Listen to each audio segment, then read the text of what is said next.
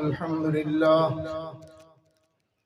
لله نحمده ونستعينه ونستغفره ونؤمن به ونتوكل عليه ونعوذ بالله من شرور أنفسنا ومن سيئات أعمالنا من يهده الله فلا مضل له ومن يضلله فلا هادي له ونشهد أن لا إله إلا الله وحده لا شريك له ونشهد أن سيدنا ومولانا محمدا عبده ورسوله أرسله الله إلى كافة للناس بشيرا ونذيرا وداعيا إلى الله بإذنه وسراجا منيرا وصلى الله تعالى عليه وعلى آله وأصحابه وبارك وسلم تسليما كثيرا كثيرا. أما بعد فأعوذ بالله من الشيطان الرجيم. بسم الله الرحمن الرحيم. ولا تقولوا لمن يقتل في سبيل الله أموات بل أحياء ولكن لا تشعرون. وقال النبي صلى الله عليه وسلم الله الله في أصحابي لا تتخذوهم من بعدي غرضا، أو كما قال سيدنا رسول الله صلى الله عليه وسلم. صدق الله مولانا العظيم وصدق رسوله النبي الأمين الكريم، ونحن على ذلك لمن الشاهدين والشاكرين والحمد لله رب العالمين. اللهم صل على سيدنا ومولانا محمد النبي الأمي وعلى آله وصحبه وبارك وسلم. اللهم صل على سيدنا ومولانا محمد النبي الأمي وعلى آله وصحبه وبارك وسلم. اللهم صل على سيدنا ومولانا محمد النبي الأمي الحبيب العلي القدر العظيم الجاه وعلى آله وصحبه وبارك وسلم عدد ما علمت وملء ما علمت وزنة ما علمت. انتہائی قابل احترام حضرات علماء کرام، صدر مجلس، سامعین گرامی قدر، آپ حضرات بہت دیر سے تشریف فرما ہیں اور آپ کے انداز سے یوں محسوس ہو رہا ہے کہ آپ تھکے ہوئے ہیں اور تھک گئے ہیں. اگر آپ تھکے ہوئے ہیں تو جن سے میری عمر زیادہ ہے تو وہ مجھے قیاس فرما دیں، اور جن کی عمر کم ہے وہ اس بات کو سمجھ نہیں سکیں گے. حقیقت یہ ہے میرے دوستو کہ جب سے یہ فقیر یہاں حاضر ہوا ہے تو میں آپ حضرات کے مقدر پر رشک کر رہا ہوں کہ آپ اس جگہ بیٹھے ہیں. کائنات میں اس سے زیادہ باعظمت خطہ کوئی نہیں جس خطے میں آپ بیٹھے ہوئے ہیں، جسے مسجد کہا جاتا ہے. سب سے زیادہ بہترین جگہ مسجد ہے اور سب سے زیادہ بدتر جگہ فرمان نبوی کے مطابق بازار ہے. خوش نصیب ہیں وہ لوگ جن کو مسجد میں سکون نصیب ہوتا ہے اور مسجد میں خوشی سے آتے ہیں، خوشی سے بیٹھتے ہیں، زیادہ دیر تک بیٹھنے کی کوشش کرتے ہیں. یہ علامت ایمان ہے. میرے پیارے نبی صلی اللہ علیہ وسلم نے ارشاد فرمایا المؤمن فی المسجد کالسمک فی الماء، مومن مسجد میں ایسے دل لگا کے بیٹھتا ہے جیسے مچھلی پانی میں دل لگاتی ہے۔ مچھلی کو اگر پانی سے باہر نکال دیا جائے تو وہ تڑپتی ہے اور تڑپ تڑپ کے جان دے دیتی ہے۔ مومن بھی جس وقت مسجد سے باہر نکلتا ہے تو سمجھتا ہے کہ میں بہت نقصان میں ہوں، اور جب تک میں اللہ کے گھر میں بیٹھا ہوں میں سرور میں ہوں، سکون میں ہوں، راحت میں ہوں۔ تو آپ لوگ کئی وجوہ سے، کئی اعتبار سے خوش نصیب ہیں۔ ایک تو اس اعتبار سے کہ اللہ کے گھر میں بیٹھے ہوئے ہیں، اور دوسرا دن کون سے چل رہے ہیں؟ محترم مہینہ چل رہا ہے، اور تیسری بات یہ ہے کہ اس معاشرے میں، اس ماحول میں آپ مسجد میں بیٹھے ہیں کہ جس ماحول اور معاشرے میں اس وقت آوارگی عام ہو چکی ہے۔ صحابہ پر سب و شتم ہو رہا ہے، سراسر خلاف شریعت کام ہو رہے ہیں، اللہ تعالیٰ کے غضب کو دعوت دی جا رہی ہے، اللہ تعالیٰ کی لعنت کو دعوت دی جا رہی ہے۔ تو اس میں اللہ پاک نے آپ کو اپنے حصار میں، اپنے گھر میں رکھ دیا۔ اس پر جتنا بھی اللہ تعالیٰ کا شکر ادا کیا جائے کم ہے۔ شکر ہے آپ باہر نہیں ہیں، شکر ہے آپ کسی غلط مجلس میں نہیں ہیں، شکر ہے کہ آپ آوارگی میں نہیں ہیں، شکر ہے کہ آپ دشمنان صحابہ کے مجمع کو بڑھانے والے نہیں ہیں، شکر ہے کہ آپ اللہ تعالیٰ کے گھر میں بیٹھے ہیں، اور اللہ کے گھر میں بیٹھ کر کے اللہ تعالیٰ کی مقدس کلام کو سن رہے ہیں، اور پھر ساتھ رسول اللہ صلی اللہ علیہ وسلم کے فرمان کو سن رہے ہیں، اور پھر اس کے ساتھ اللہ تعالیٰ کے برگزیدہ شخصیات اور محبوب کریم کے پکے سچے عاشق اور دیوانے، ان کا تذکرہ محبت کے ساتھ کر بھی رہے ہیں، سن بھی رہے ہیں، اور داد بھی دے رہے ہیں۔ یہ ساری باتیں ایسی ہیں کہ اس پر، اس مقدر پر رشک کیا جائے تو تھوڑا ہے۔ جتنا ہو سکے انسان کو اللہ تبارک و تعالیٰ سے یہ چاہتے ہوئے کہ زندگی اللہ تبارک و تعالیٰ انہی کاموں میں ہماری صرف فرما۔ میرے دوستو، دوسری بات یہ ہے کہ مجلسیں ہوتی رہتی ہیں، کبھی ہم اپنی خوشی کی مجلس میں ہوتے ہیں، کبھی ہم منگنی کی مجلس میں ہوتے ہیں، کبھی ہم نکاح کی مجلس میں ہوتے ہیں، اور ایسی مجالس،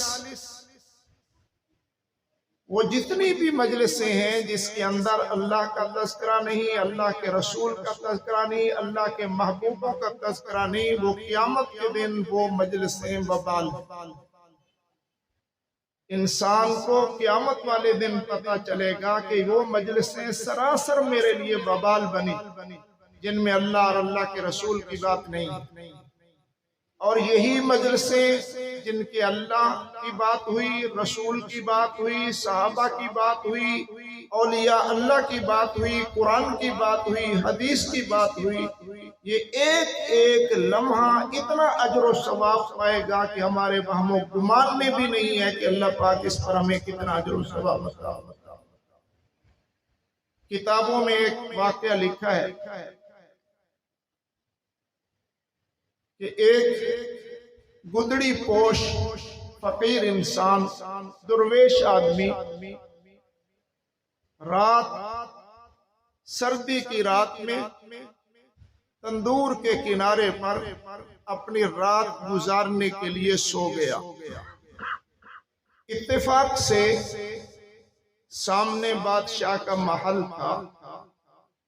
بادشاہ اپنے محل کے اوپر سیر کر رہا تھا، چکر لگا رہا تھا کہ اس کی نظر پڑی کہ تندور پر ایک آدمی سویا ہوا ہے، سردی کی راتیں ہیں، اس کے پاس کوئی تکیہ نہیں، کوئی لحاف نہیں، کوئی بستر نہیں، ظاہر ہے کہ جو تندور کے اوپر سویا ہوا ہے تو وہ رات گزارنے کے لیے سویا ہوا۔ رات تو گزر گئی، صبح بادشاہ نے اپنا قاصد بھیج کر کے اس آدمی کو بلایا اور بلا کر کے پوچھتا ہے کہ بھائی آپ کی رات کیسے گزری؟ بادشاہ اس فقیر سے پوچھتا ہے کہ آپ کی رات کیسے گزری؟ ہماری زبان پہ بہت جلد ناشکری کے کلمات آ جاتے ہیں۔ ہم کہتے ہیں جی ہماری کیا راتیں، ہمارے کیا دن ہے، ہم تو بہت تنگ ہیں، ہم تو بہت پریشان ہیں، ہماری تو روزی پوری نہیں ہوتی، سارا دن ہم محنت کرتے ہیں۔ تو راتیں تو ان لوگوں کی ہیں جو مالدار ہیں، جو عیش و عشرت کے اندر ہیں، ہماری کیا راتیں؟ ہم یہ کہتے ہیں۔ میرے دوستو، انتہائی ناشکری، یہ انتہائی ناشکری ہے۔ آپ اپنے منصب کو پہچانیں کہ آپ عبد ہیں، آپ بندے ہیں، آپ خدا کے بندے ہیں، خدا کو راضی کرنے کے لیے دنیا میں تشریف لائے۔ رب جس حال میں آپ کو رکھتا ہے، آپ کا فرض بنتا ہے کہ آپ اللہ کا شکر کرتے ہوئے خدا کو راضی کریں۔ اگر اللہ جل شانہ نوازتے ہیں تو شکر کر کے اللہ کو راضی کریں، اگر ابتلا آ جاتا ہے، امتحان آ جاتا ہے تو صبر کر کے خدا کو راضی کریں۔ ہر حال میں آپ کا تعلق اپنے رب سے ہونا چاہیے، ایک لحظہ کے لیے بھی آپ کا تعلق آپ کے رب سے چھوٹنا اور ٹوٹنا نہیں چاہیے۔ ہم بہت بڑی نعمتوں میں ہیں۔ جس آدمی کو صحت ملی ہے، جس آدمی کو گھر ملا ہے، جو آدمی کھانا کھا کے سوتا ہے، پانی پی کے سوتا ہے، نیند اس کو آ جاتی ہے، اس کو ساری نعمتیں میسر ہیں، لباس اس نے پہنا ہوا ہے، سب کچھ اس کو میسر ہے۔ قیامت والے دن ان چیزوں کے متعلق سوال ہو۔ تو میں عرض کر رہا تھا کہ اس فقیر سے جس وقت پوچھا گیا کہ تمہاری رات کیسے گزری، اس نے کہا بادشاہ سلامت، میری رات کا کچھ حصہ تو ایسے گزرا جیسے آپ کی رات کا حصہ گزرا، اور کچھ حصہ آپ کی رات سے بھی بہتر گزرا۔ بادشاہ حیران ہوا کہ میں تو نرم گرم بستر پہ موجود ہوں، میرے تو خدم حشم موجود ہیں، میں تو ہر قسم کی سہولت میں ہوں، سردی کی راتیں ہیں، یہ تندور پہ پڑا ہوا ہے، اس کو کپڑا بھی میسر نہیں ہے، تو یہ کیسے کہہ رہا ہے کہ کچھ حصہ آپ جیسا گزرا ہے اور کچھ حصہ آپ سے بھی بہتر گزرا ہے؟ پوچھنے پر فرمایا بھائی مجھے یہ بات سمجھ نہیں آئی کہ کیسے آپ کی رات مجھ سے بھی بہتر اور مجھ جیسی گزری ہے۔ تو اس فقیر نے، درویش نے، اللہ والے نے جواب دیا کہ بادشاہ سلامت، آدمی جس وقت سونے کے لیے لیٹتا ہے تو کچھ دیر اس کو نیند نہیں آتی۔ یہ آپ کے ہاں تو بہت زیادہ ہے، اللہ کے فضل و کرم سے، قرآن کی برکت سے، دین کی برکت سے ہمیں یہ تکلیف نہیں ہے کہ ہم سونا چاہیں تو نیند نہ آئے۔ وافر مقدار میں ہم تو قرآن پڑھتے پڑھتے بھی سو جاتے ہیں، ہم تو نماز میں سجدہ کرتے ہوئے بھی سو جاتے ہیں، ہم تو قیام میں بھی سو جاتے ہیں، بغیر گولیاں کھانے کے سو جاتے ہیں۔ حالانکہ ہمارے بارے میں یہ تصور ہوتا ہے کہ یہ مسکین ہیں، غریب ہیں، ان کو کھانے پینے کے لیے بہت کم ملتا ہے، اور ہمارے مقابلے میں جن کو نیند نہیں آتی، تمام تر آسائش و آرام کا سامان ان کے پاس موجود ہوتا ہے، پھر نیند نہیں آتی اور ہمارے پاس ظاہراً کچھ نہیں ہوتا پھر نیند آ جاتی ہے، یہ عطیہ خداوندی ہے، اللہ تعالیٰ جسے چاہتے ہیں عطا فرماتے۔ اطمینان قلب اور سکون قلب یہ خاص طور پر عطیہ خداوندی ہے، اللہ اپنوں کو عطا فرماتے ہیں۔ اس کا مطلب ہے کہ ہم اگر یہ چاہتے ہیں تو ہم خدا کو اپنا بنانے کی کوشش کریں۔ جب خدا ہمارا ہو جائے گا اور ہم خدا کے ہو جائیں گے، پھر آپ کو بھی اسی طرح پر پرسکون زندگی نظر آئے گا۔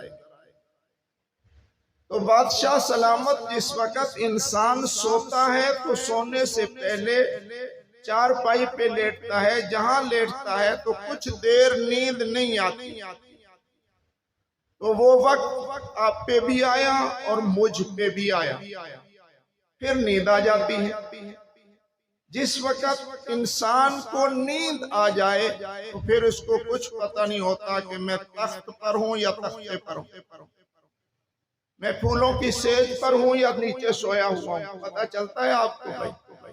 سونے کے بعد پتہ چلتا ہے کہاں سویا ہوا، میرے نیچے تکیہ ہے یا نہیں ہے، میرے نیچے نرم گرم بستر ہے یا نہیں ہے، میرا کمرہ اچھا ہے یا گندا ہے، کوئی پتہ کسی کو نہیں چلتا۔ میں محل میں سویا ہوا ہوں یا درخت کے نیچے سویا ہوا ہوں، میں محل میں سویا ہوا ہوں یا تنور کے اوپر سویا ہوا ہوں۔ سونے کے بعد کسی کو کچھ پتہ نہیں، میں وزیر اعظم سویا ہوا ہوں یا اسیر اعظم سویا ہوا ہوں یا فقیر سویا ہوا ہوں، کسی کو کچھ پتہ نہیں ہوتا۔ فرمایا جو وقت میرا اور آپ کا نیند میں گزرا ہے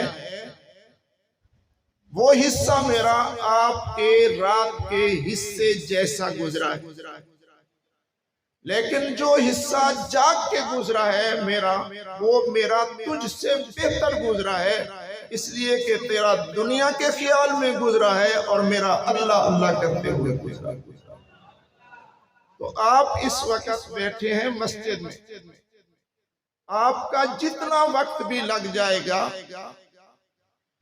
یہ آپ کا وقت لگنا یہ اللہ تعالیٰ کے ہاں فرشتے لکھ رہے ہیں، اس کا پتہ آپ کو اس وقت چلے گا جس وقت اس دنیا کی آنکھ بند ہوگی اور آخرت کی آنکھ کھلے گی، تو پھر پتہ چلے گا کہ ہم جو اس رات بیٹھے رہے تھے، دیر تک بیٹھے رہے تھے اور اللہ اور اللہ کے رسول کی باتیں سنتے رہے تھے، آج اس کا اجر و ثواب ہمارے پاس موجود۔ آپ اپنی نیند کو کم اس طریقے سے بھی کر سکتے ہیں، آپ اپنی تھکان کو دور اس طریقے سے بھی کر سکتے ہیں کہ آپ کی نظر اجر و ثواب پر ہونی چاہیے۔ جس کی نظر اجر و ثواب پر چلی جاتی ہے اس کو تھکان محسوس نہیں ہوتی۔ کلی ہے اسٹیشن پہ بھاگا پھرتا ہے، اس کا بھی سامان اٹھاتا ہے، اس کا بھی سامان اٹھاتا ہے۔ گاڑی سردیوں کے موسم میں 4 بجے آتی ہے، 3 بجے آتی ہے، وہ کہتا ہے مجھے 5 آدمیوں کا سامان میرے کندھے پہ رکھ دو۔ یہ ساری مشقت کیوں برداشت کرتا ہے؟ اس واسطے برداشت کرتا ہے کہ اس کی نظر میں یہ بات موجود ہے، جتنا مشقت برداشت کر لوں گا، جاگ لوں گا، بھاگ لوں گا، جتنا لوگوں کا سامان اپنے کندھے پہ اٹھا لوں گا، اتنا ہی زیادہ مجھے اجر ملے گا، کرایہ ملے گا، پیسے ملیں گے، اور اسی پیسے کے لیے وہ جاگ رہا ہے۔ صبح جس وقت ہوگی تو بہت سارے پیسے لے کر کے وہ گھر پہنچے۔ تو ہمیں جس وقت شیطان ستائے کہ سو جاؤ، تو ہمیں اس وقت اس بات کی طرف دھیان کرنا چاہیے کہ اگر میں نہ سویا اور میں نے اپنا معمول پورا کیا، میں نے نماز پڑھی، میں نے نفل پڑھے، میں نے قرآن پاک کی تلاوت کی، تو مجھے ملے گا کیا؟ اگر ہماری نظر اس اجر و ثواب پر چلی جائے گی تو انشاءاللہ سستی ختم ہو جائے گی، ضرور انسان کرے گا۔ آپ تو کہتے ہیں نا جی بس باقی تو ٹھیک ہے، نماز کے لیے ٹائم نہیں ملتا۔ بھائی کیا ٹھیک ہے؟ جس کی نماز نہیں ہے اس کے پاس کچھ نہیں، کہاں ٹھیک ہے؟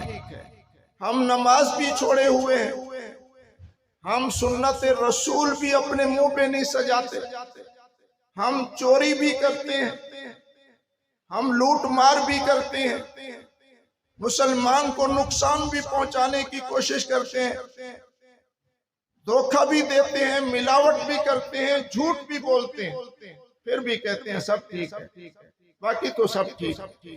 کہاں ٹھیک ہے؟ ہماری زندگی اگر ویسے ہو جائے میرے دوستو جیسے ان لوگوں کی تھی جن کا اس وقت ہم نام لے رہے ہیں، تو ہماری زندگی میں دوام آ جائے گا، ہمارے چرچے دیر تک رہیں گے اور حشر میں بھی رہیں گے۔ اور اگر ہم نے زندگی گزاری اپنی مرضی سے تو پھر سوا پچھتاوے کے اور کچھ نہیں ہوگا۔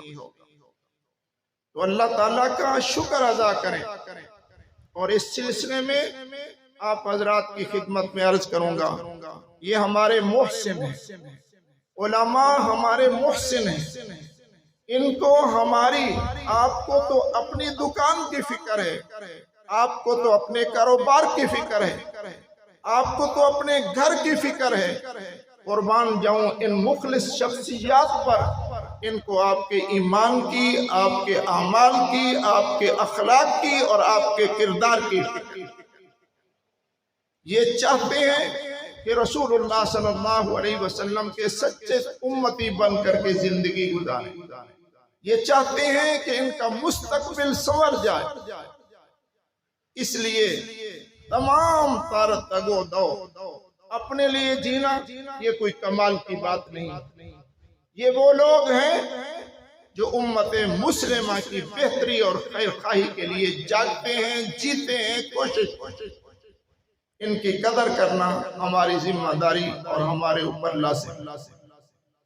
بہرحال چونکہ شہادت کا عنوان ہے یہاں، میں انتہائی اختصار کے ساتھ تھوڑا سا آپ کے سامنے حضرات کا، صحابہ کرام رضوان اللہ تعالی علیہم اجمعین کے جو واقعات تھوڑے تھوڑے ہیں، یعنی واقعات میں داخل ہونے کے بغیر ایک ترتیب سی آپ کے سامنے رکھتا ہوں، کیونکہ میں ایک بنیادی طور پر مدرس ہوں، میرا کام سبق پڑھانا ہے، مجھے تقریر وقریر تو آتی نہیں ہے، یہ ان حضرات کا میرے اوپر انعام اور شفقت ہے، حوصلہ افزائی فرما دیتے ہیں، محبت فرما دیتے ہیں، تو میں بھی خود فریبی میں مبتلا ہو جاتا ہوں کہ شاید مجھے بھی کچھ کہنا اور سننا آتا ہے۔ یہ ان کی شفقت ہے میرے دوستو۔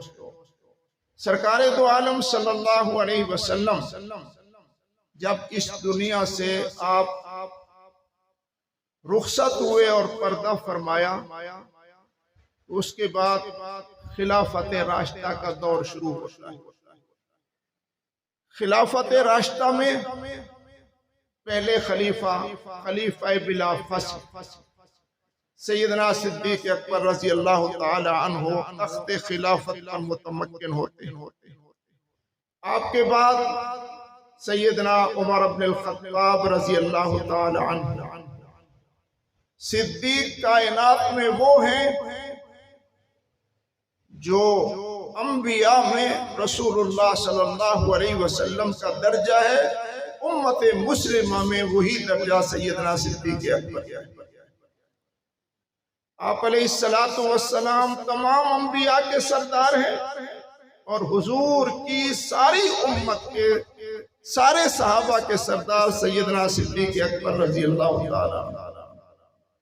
اور یہ جملہ ان کی عظمت کے لیے کافی ہے کہ ما صب اللہ فی صدری سبقت فی صدر ابی بکر۔ حضور فرماتے ہیں جو کچھ اللہ نے میرے اندر انڈیلا ہے میں وہ سارے کا سارا صدیق کے اندر میں نے انڈیلا۔ اور آپ نے فرمایا لوگوں سن لو، اس میں حضرت علی بھی موجود تھے، حضرت عباس بھی موجود تھے، حضرت فاروق اعظم بھی موجود تھے، بڑے بڑے صحابہ موجود تھے۔ آپ نے یہ بات ارشاد فرمائی، ہر ایک کے احسان کا بدلہ میں نے چکا دیا ہے، ایک صدیق وہ ہے جس کے احسانوں کا بدلہ اللہ خود چکائے۔ یہ ہمارے پہلے خلیفہ بلا فصل ہیں، جن کو رسول اللہ صلی اللہ، اس لیے میں تذکرہ کر رہا ہوں کہ آج دل کرتا ہے کہ تذکرہ کیا جائے، کیونکہ جا بجا ان پر گالیاں بکی جا رہی، سب و شتم کیا جا رہا ہے۔ تو اگر ہم بھی اپنے سٹیجوں پر ان کا تذکرہ نہیں کریں گے تو اور کون کرے گا؟ لیکن ہم مہذب انداز میں تذکرہ کرنے والے لوگ ہیں، ہم کسی کو گالی دینے والے لوگ نہیں، کیونکہ ہمیں سیدنا علی نے گالی نہیں سکھلائی، سیدنا حسنین کریم نے گالی نہیں سکھلائی، ہمارے صحابہ میں سے کسی نے کسی امت کے کسی فرد کو گالی دینے کی تعلیم نہیں دی۔ گالی جو آئی ہے یہ صحابہ سے نہیں آئی، کسی اور طرف سے آئی۔ وہ کون ہیں جنہوں نے گالی دی ہے؟ سب سے پہلے ابن سبا کی ٹولی۔ تو گالی ادھر سے، مسلمان گالی نہیں دیتا، سنی گالی نہیں دیتا، نہ زیب دیتا ہے، گالی سے زبان پلید ہوتی ہے، اور یہ اس کو پتا چلتا ہے جس کی زبان پہلے پاک ہو، تو پھر پتا چلتا ہے کہ میری زبان اب ناپاک ہو رہی ہے۔ جن کی ہو ہی ناپاک، ان کو کیسے پتا چلے گا کہ گالی سے میری زبان ناپاک ہو جائے؟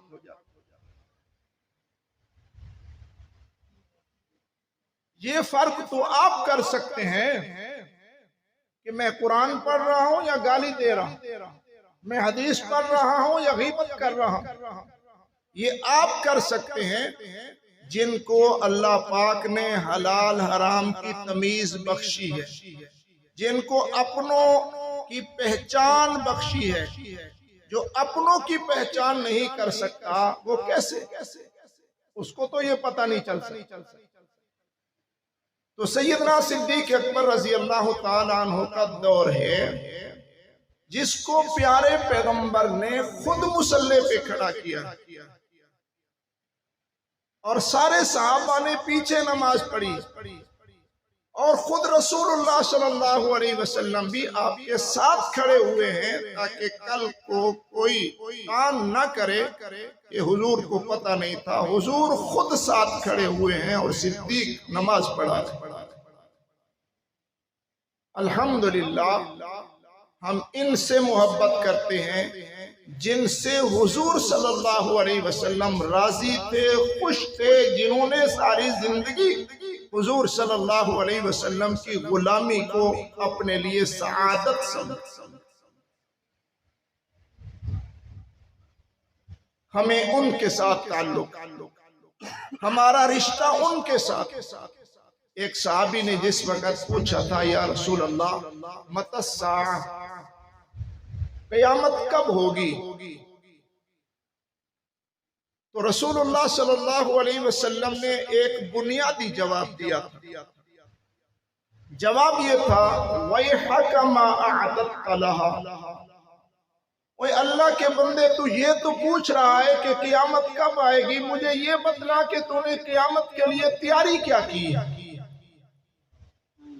میرے دوستو، من مات فقد قامت قیامتو، جو مر گیا اس کے لیے مزید کسی قیامت کا کیا انتظار ہے بھائی؟ اس کی تو قیامت اس کی موت ہے۔ تو آقا کے فرمانے کا مطلب یہ تھا کہ قیامت کے آنے میں شک نہیں ہے، موت کے آنے میں شک نہیں ہے، لیکن تم یہ سوچو کہ جس وقت اس دنیا سے جاؤ گے تو تمہارے پاس اس سفر کے لیے کیا تیاری ہے۔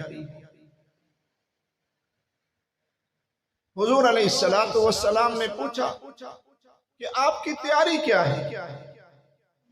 جواب دیا یا رسول اللہ میں کوئی زیادہ نوافل نہیں پڑھتا، نفلی روزے نہیں رکھتا، کوئی زیادہ صدقات خیرات نہیں کرتا، میں کوئی زیادہ نیکی کے نفلی کام نہیں کرتا، البتہ ایک بات ہے کہ میں اللہ اور اللہ کے رسول سے محبت کرتا ہوں، میں اللہ اور اللہ کے رسول سے محبت کرتا ہوں۔ محبت ہے؟ بولو بولو، محبت ہے تو شکر کرو، نہیں تو پیدا کرنے کی فکر کرو۔ اللہ سے محبت صرف لفظی نہیں، رسول سے محبت صرف لفظی نہیں، اگر ہے تو شکر کرو، اگر نہیں ہے تو فکر کرو کہ یہ پیدا ہو جائے۔ تو حضور علیہ السلام نے جواب دیا کہ مبارک ہو المرء مع من احب، کہ انسان کا حشر قیامت کے دن اسی کے ساتھ ہوگا جس کے ساتھ دنیا میں اس کی محبت رہی ہوگی۔ وہ صحابی کہتے ہیں اس جملے سے صحابہ کو ایمان لانے کے بعد اتنی خوشی ہوئی کہ اتنی کسی اور موقع پہ خوشی نہیں ہوئی۔ وہ کہتے ہیں کہ ہمارے دل میں بار بار یہ بات آتی تھی کہ اچھا ہم تو پھر حضور سے محبت کرنے والے ہیں، حضور کے ساتھ ہوں گے، ہماری تو پھر اللہ سے محبت ہے، اللہ کے دیدار کریں گے۔ رہ کے خیال آتا تھا میری تو پھر صدیق اکبر سے محبت ہے، میں تو صدیق کے ساتھ ہوں، میری تو پھر فاروق اعظم سے محبت ہے، میں ان کے ساتھ ہوں، میری تو حضرت عثمان رضی اللہ تعالیٰ عنہ، حضرت علی سے، حضرات حسنین کریمین سے محبت ہے، میں تو ان کے ساتھ۔ الحمدللہ ہم صدیق کا بھی دامن پکڑے ہوئے ہیں، فاروق کا بھی دامن پکڑے ہوئے ہیں، عثمان غنی کا بھی دامن پکڑے ہوئے ہیں، علی المرتضیٰ کا بھی دامن پکڑے ہوئے ہیں، عشرہ مبشرہ کا بھی دامن ہمارے ہاتھ میں ہے۔ ہم نے تو حسنین کریمین کا خاندان نبوت کی غلامی بھی ہم نے اختیار کی ہوئی ہے۔ اگر ان کے ساتھ اللہ ہمیں نہیں بھیجے گا تو اور کہاں بھیجے؟ کسی اور کو تو ہم پہچانتے ہی نہیں، کسی اور کو تو ہم پہچانتے نہیں۔ ہماری پہچان صحابہ ہے، ہماری پہچان اہل بیت سے محبت، ایمان ما اطاعت خلفائے راشدین، اسلام ما محبت آل محمد۔ صحابہ ہماری آن شان پہچان ہے، ہم ان سے محبت کرتے ہیں۔ اس کے بغیر اہل بیت کی محبت کے بغیر ہمارا ایمان مکمل نہیں ہوتا، اور ہمارا ایمان مکمل تو اور ہمارا ایمان سچا ثابت نہیں ہوتا اگر حضور پر ایمان ہو اور حضور کے صحابہ اور اہل بیت پر ایمان نہ ہو تو ہم ایمان میں سچے نہیں۔ ایمان کی سچائی میں یہ ضروری ہے کہ ہمیں غلامی ہو۔ یہی وجہ ہے میرے دوستو کہ ہم الحمدللہ صحابہ کے بھی غلام ہیں اور اہل بیت کے بھی غلام ہیں۔ یہی وجہ ہے کہ ہماری تو اس وقت تک نماز پوری نہیں ہوتی جس وقت تک ہم رسول اللہ کے ساتھ آپ صلی اللہ علیہ وسلم کی آل اور اولاد پر درود شریف نہیں پڑھ لیتے۔ یہ ہماری علامت کہ ہم سمجھتے ہیں ہماری نماز پوری نہیں، ہم سمجھتے ہیں کہ ہم اگر درود شریف کی کثرت کرتے ہیں تو اس وقت تک ہمارا درود شریف مکمل نہیں جس وقت تک کہ رسول اللہ صلی اللہ علیہ وسلم کے ساتھ اہل بیت اکرام کے اوپر درود پاک نہیں بھیجتے۔ ہماری کیا مجال کہ ہم اہل بیت سے محبت نہ کرنا، جن کو رسول اللہ صلی اللہ علیہ وسلم نے کندھوں پہ جھلوایا ہو، وہ ہمارا سر کا تاج نہیں ہوگا تو کیا ہوگا؟ وہ ہماری آنکھوں کا نور نہیں ہوگا تو کیا ہوگا؟ وہ ہمارے دل کا سرور نہیں ہوگا تو کیا ہوگا؟ اگر نہیں مانتے تو پھر ہمارا حضور سے کوئی تعلق نہیں۔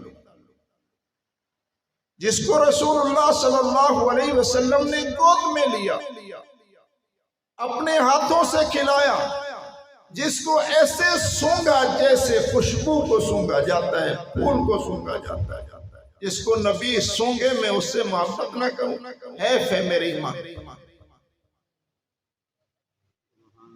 میں نے ایک جگہ پڑھا، حضرت مجدد الفسانی رحمہ اللہ ارشاد فرماتے ہیں کہ میں نے اپنی زندگی پر نظر دوڑائی ہے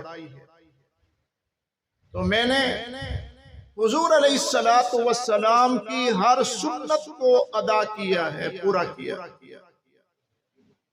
ہر سنت میں نے رسول اللہ صلی اللہ علیہ وسلم کی ادا کی ہے، اس پر عمل کیا ہے، ہر سنت پر اتباع کی۔ ذرا توجہ سے بات سننا، توجہ سے سننے والی بات۔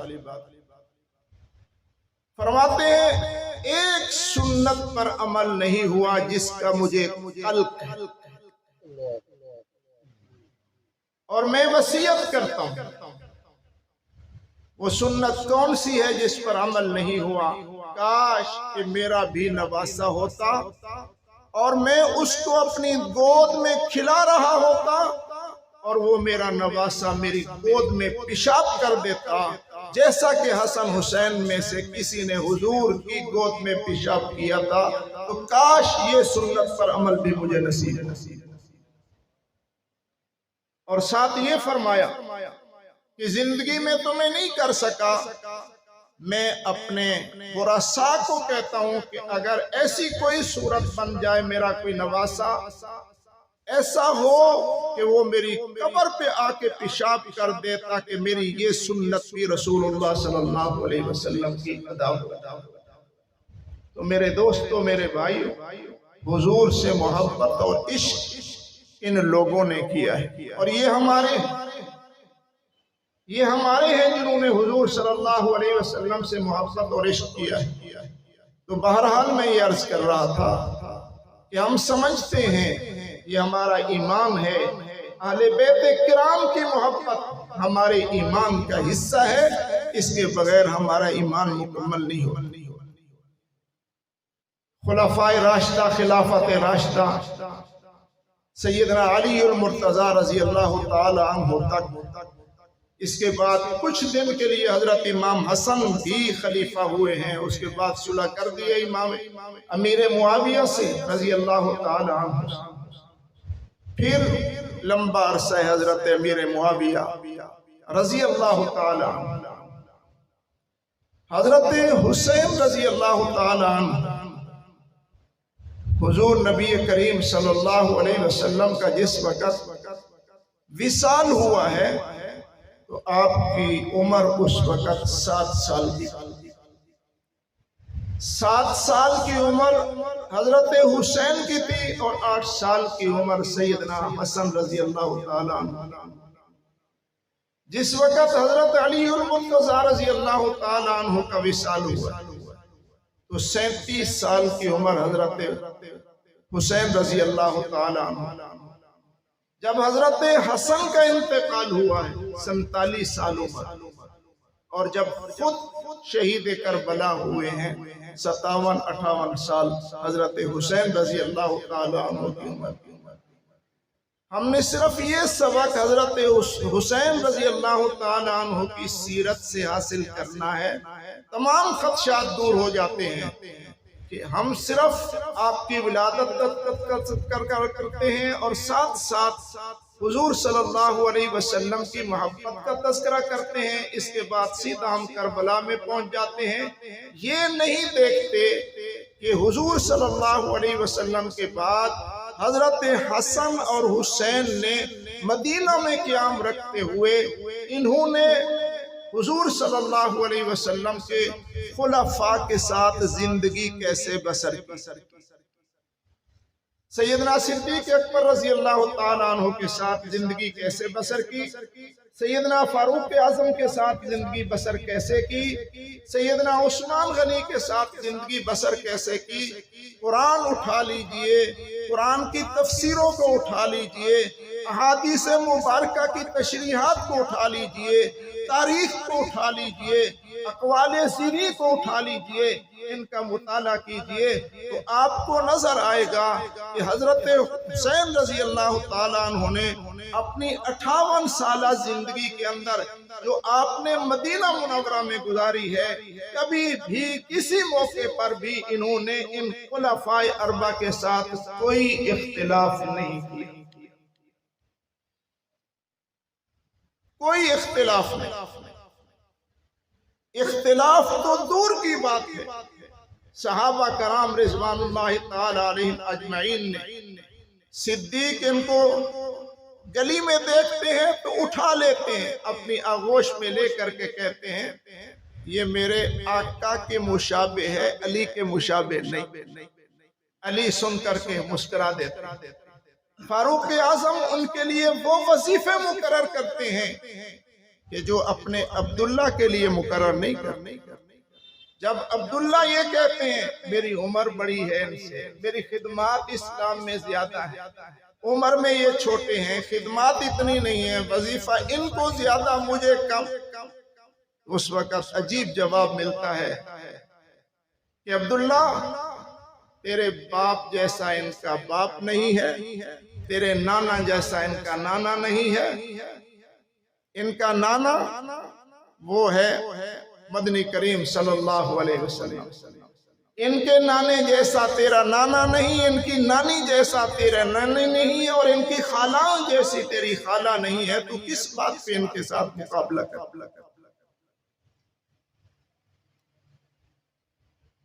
ہم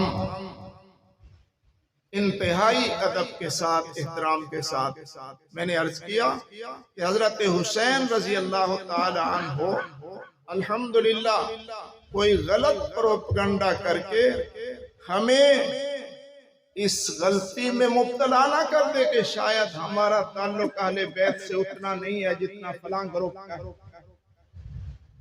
حقیقت میں اگر آپ اہل بیت کے ساتھ اگر حقیقی محبت ہے تو میں دعوے سے کہتا ہوں وہ اہل سنت والجماعت۔